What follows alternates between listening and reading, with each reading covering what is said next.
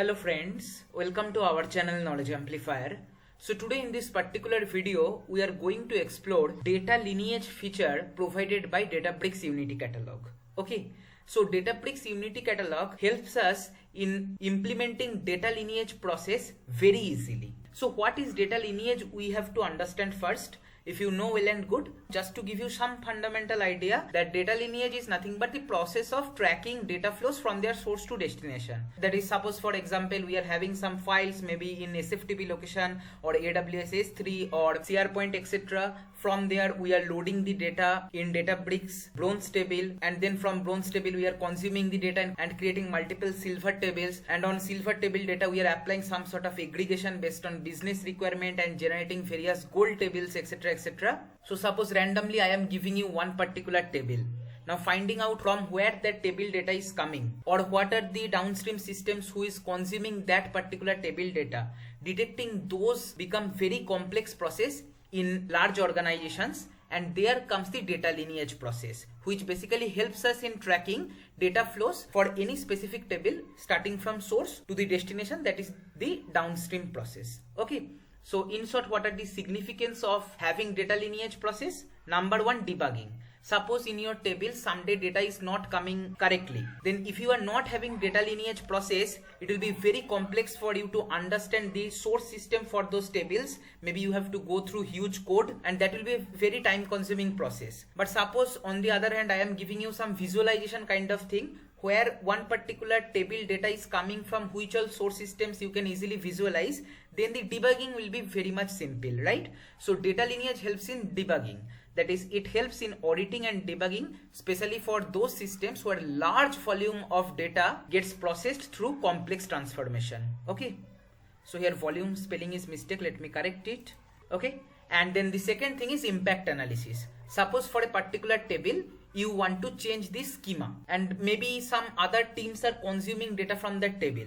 You cannot simply change the schema directly without performing impact analysis. Maybe one particular column you want to drop, that is no longer useful, but maybe other team's dashboard is dependent on that particular column, right? So you should be having a proper idea that what all downstream impact might happen before applying a very small schema change also. So that time the data lineage process may help us. Okay, there are other significance also available, but here I have highlighted two most important significance of data lineage. And now without any further delay, we will jump into the practical section. And along with this video, if you parallelly try to practice in your Databricks system, then you will be getting better idea out of it, and you will be understanding its importance also in a better way. Okay, so let's start the practical. So here what I have done, I am already having one particular S3 data lake, where in the IDs data folder within Delta Spark testing bucket, we are having some CSV file. Okay. So as a first step, what we'll do, we will read this CSV file and we'll be creating a table. So that's what code is written in the source to bronze notebook. So as a first step, what I have done, I have basically mounted our Databricks file system with this external S3 location, how we generally do mounting. Okay, I am not executing this code because already it is done. Now if I execute mnt/Databricks external stage lineage, whatever external stage name I have given, here you will able to see that it will list down all the files, whatever is available in this bucket, whatever we are having here. And maybe if I want to specifically list all the files available within the IDs data folder specifically, I can execute this kind of command, and here it will only return Setosa, Versicolor, Virginica and another category. These four files, whatever we are having here, Setosa, Versicolor, Virginica and another category, right? That means the integration between Databricks file system and our S3 folder is done, and it is working perfectly fine. Now what we'll do, we will read that data like how we normally do, that is spark.read.format CSV, header true, infer schema true, and then here I will just simply provide our mounted path. So Databricks external stage lineage is basically our mount location. Within that we need to go to IDs data folder, because within our IDs data folder our data is available. So I'll execute this line. And here we can see our popular IDs dataset, that is ID, sepal length with petal length, petal width and class name. These are generally 6 columns what we have in our IDs dataset, out of which sepal width, petal width are basically double data type, whereas class name is basically string or varchar data type, right? A very well-known dataset. I am not going through this much. And now what we'll do, we'll write the data within our default schema in IDs data table. So let's check our catalog. So if you see within our workspace, within default, we are not having any table. All functions are available here. But first time we are going to create a table with the name default.ids data. Okay. So let's write the data here. And it is done. Now if we refresh our catalog, within our workspace, within default schema, here you can see one table is available. And that is our IDs data table, whatever we have written here. Okay. So as a first step, what we have done, very simple operation, reading the data from S3 and writing in a delta table within our Databricks platform. Okay. This is our first notebook. Now I am having another notebook which is having name bronze to silver. Okay. So here what we are doing, we are first importing all the necessary things, and then we are reading the same table, whatever just now we have created, that is default.ids data. So I'll read that, and then on the class name column, we are applying some transformation. And what we are doing there, we are removing IDs. So here if you see, when we have read the data from S3, it is having IDs versicolor, IDs virginica like that. So I want to remove this IDs hyphen. That's what transformation I am doing here. That is regex replace for the class name column. If we are having IDs hyphen, replace with nothing. So that one let me do. And now if I do display df2, here you will see our dataset is almost same, but the change is in the class name IDs hyphen is removed. Now it is only having virginica, versicolor, setosa, etc. Now what we will do, we will write the data, this process data, in another table with the name default.ids data transformed, because we have applied some sort of transformation. As simple as that. So we will write the data here, and Spark job is running, and it is done. So now if I do select star from default.ids data transformed, here you will see that this transform table is available, where only class name is having difference, but race data is same like our original IDs table.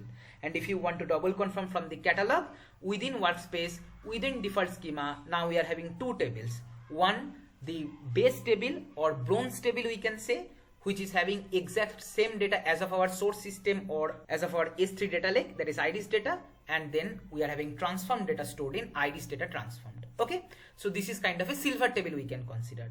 And now let me create a gold table by applying some sort of aggregation. So to create gold table, here I am going to use SQL workspace from Databricks, and here I am just going to create a simple view. Create view workspace.default.ids code as select class name comma count of 1 from our transform table group by class name. So here what we are doing, we are basically taking our transform table and we are trying to get the idea that for each class how many count of records are there. As simple as that. So here our serverless cluster got automatically attached and the view also got created. Again, if you want to double confirm to our catalog, workspace, default, now we are having 3 tables, out of which 2 are table and 1 is view. So here you can see the icon is different, right? That way Databricks is denoting this is a view. And even if you want to do here select star, you can do it. Select star from this particular view. I can execute the selected query. And here you can see it will return the distribution for our class name versus count. Okay. There is 50 records from Virginica class, 51 records from versicolor, 27 rows from another category and 27 rows from setosa. Okay, right? So this is how we have tried to build a data pipeline where different tables are dependent on its previous layer and that table is also getting consumed by the next layer. I hope you are getting this. And now suppose you are having only this particular view name and you need to get the idea that from which all source location this particular view data is getting populated. Okay, obviously one approach is if you have the view query, then you can analyze from there, but sometimes view query can be very complex, and especially for our large scale system it might go very complex transformation. So this time data lineage can help us. And how to view data lineage? It is very simple. Here you are having tables and views. Just click on these three dots and open in Catalog Explorer. Let's open there and let's inspect how the lineage Databricks is automatically generating. Okay. So here in this window, it is showing our gold view, and here you will able to see a tab called Lineage. Click on that and here it will show you what are the upstream and downstream dependencies are there. Maybe that can be a workbook or notebook, that can be some SQL query. That is, in short, it will be showing you complete dependencies with respect to source as well as destination. Like for example, this ID's gold view is getting generated from which table? It is getting generated from ID's data transformed. That's why beautifully it is showing the direction upstream, and here it is giving the name ID's data transformed. That is basically this view is dependent on this ID's data transformed. That is, from this particular table in this view data is coming. And what type of dependency it is having, that also it is showing here. That here you can see type is table. That means this particular view is dependent on this specific table. As simple as that. Then we are having another upstream which is query, and that query it is showing new query 2025-15-9:32 PM. If you want, you can open that, and this is the page what it will open. Here basically we have created that particular view, right? So kind of in a way our ID's gold view is referred in this particular query space also. That's why it will show in upstream, as well as same query view it will show in downstream also. Because if you refer here, select star from this particular view we are executing within this query space, right? That means we are trying to consume the data. That's why it is highlighting here downstream as well. Downstream means which all process is consuming the data from this specific view. Like that way you can infer the downstream concept. Okay. Now this kind of tabular structure is fine, but if you get kind of a graphical representation, that will be much more better. So how to do that? To get the graphical representation of our data lineage, you can click on See Lineage Graph. And here it will clearly show you that ID's gold is coming from this specific table workspace.default.ID's data transformed. Okay. And if you want, even if you can expand the columns for this table also, it will be showing you. Okay. Class name. If you click on this column, here it will show that this class name column in this specific view is coming from this ID's data transform table, and from this specific class name the data is flowing here. Count 1 is basically freshly generated. It is not coming from some previous layer. That's why for this one you will not find any lineage. But the class name is directly coming from ID's data transformed. That's why this particular arrow it is showing. Okay, clear? I hope up to this you are easily getting this. And now suppose you want to know from what all source system this ID's data transform table is coming. So that also we can easily see from this UI. But before that, let us try to manually get the idea. So if you see this particular notebook where we have tried to write the data ID's data transformed, that is basically dependent on ID's data table, right? From this specific table, after applying some transformation, we are getting this ID's data transform table. So we can say for ID's data transformed, the source system is ID's data. So whether our data lineage can show the same or not, let's see. Here you will see a plus icon. So it will clearly show click to expand lineage. Just click on that, and here you will able to see beautifully it is showing the data dependency for this ID's data transform table. This table is coming from the source which is having the name ID's data. And if you want, you can click on any specific column. It will show that ID's data table's ID column is directly coming in ID's data transform table ID column. Like that way, all dependencies it can show. That is column level lineage as well as table level lineage we are able to see here beautifully, right? So this will surely help in debugging. For example, business team is consuming the data from the gold layer, and on some bad day they are coming and saying, hey, there is some wrong data in our gold layer. Then if you are having this kind of visualization, you can easily trace back, and then you can understand, okay, that means there is some issue with ID's data transform layer. If here there is something issue, that means there is a possibility of data issue in ID's data layer itself. That way, in auditing and debugging, it can help us. Not only that, it can help in impact analysis as well. For example, when you are working with ID's data transformed, on a specific day, you are thinking to simply remove this class name column. right? But if you are not aware of the fact that class name column is consumed by this view, and if you simply drop this class name column from this particular table, then your view will no longer be valid. It will start failing, and as a result business might get impacted, right? So before doing even a small schema change, if you are having this kind of data lineage view, you can easily perform impact analysis, right? That's what I have written here in the significance of data lineage, that is in debugging and in impact analysis it can help us. And if you want to know more about this data lineage provided by Databricks Unity Catalog, you can refer this documentation. Okay, here they have explained with more complex data pipelines where multiple table dependencies and column dependencies are there, right? So this is with respect to UI. We understood how to get data lineage or how to get the data dependency, but can we get it programmatically? That let us try to explore now. So the answer is yes, we can get it programmatically, and in the documentation they have explained how to get that. So here if you scroll below, you will be getting a paragraph that is retrieve lineage using data lineage REST API. That is, Databricks is providing us this specific REST API using which we can get the same data lineage information but using our favorite programming language. Just we have to make a GET request to the specific endpoint with these details, that is table name, for which table we want to get the lineage information, and include enter lineage true. So that way it will be giving us all the upstream as well as downstream dependencies. Okay, so let us quickly check with our Google Colab notebook. So to get the data lineage idea, first we need to import request and JSON. Request module is obviously needed to make an API call. Now we need access token, right? Because this Google Colab is outside our Databricks workspace. So how will it authenticate? For authentication purpose, we need access token, right? Which I have already explained multiple times. That is, you need to go to settings tab here, and then here you need to go to developer section, and then you need to click on manage access token, and you can click on generate new token to generate new token for your experimentation purpose. I have already created it, so I'm not going to create it again. And then here we need to provide the endpoint. So here if you check the documentation, endpoint looks like this: https://workspace instance, and then API 2.0 lineage tracking table lineage. This is basically the resource path.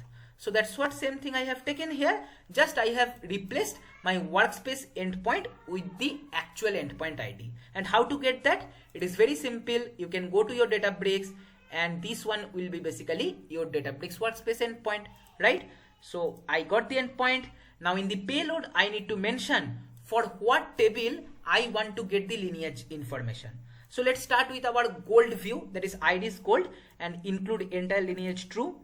So I'll execute that one, and then simply I can execute request.get, and then response.text we can print, and here it will give us the JSON representation of our data lineage. So to view that, I can open some online JSON viewer, JSON formatted and validated I can open, and here I can paste this one and click on process, and here it will beautifully show you that upstream dependency, that is this specific view, is consuming the data from ID's data transform table. And apart from that, there are some queries also which are using this particular view in upstream or in downstream process. So those informations it will be showing you. Whatever workspace is using that particular view, whatever table or notebook is using that particular view, all details you will be getting here. And maybe another example I can show you with this specific table. You can click on that and get the table name and update that here, and I can again print response.text. And now if I go to this website and process the JSON, here it will show you that for upstream it is consuming the data from ID's dataset. This is the notebook where this particular table is used, right? And in downstream, ID's gold view is consuming the data, right? And maybe if some query is referring our this table, those kind of downstream query ID, workspace ID, lineage timestamp also it will be returning, right? So this way we can get the complete picture of our data lineage. And not only that, here you can get the column level lineage also. So I just clicked on this particular table, and for individual columns also you can see lineage icon is there. You can click on that and here it will be showing you the same thing whatever we have seen earlier, right? And even if you want, you can go through this particular tab lineage and you will get the complete lineage idea, right? So this is how Unity Catalog is basically helping us in getting the data lineage idea very easily. All the upstream tables from where data is coming, or all the downstream systems which are consuming our data, that we can easily track with this lineage graph, which is default feature provided by Databricks Unity Catalog. So this is what I wanted to cover in this specific video, a very interesting feature. I will request you to practice this particular lab, build your own data pipelines, no matter how much complex you can build, and then try to do experiment with the lineage graph. You will be getting better idea out of it. This is all for this video. If you find this video helpful, then please like, share and comment. Subscribe our channel if you have not subscribed till now, and don't forget to press the bell icon to get the notification of our latest videos. Thank you for watching.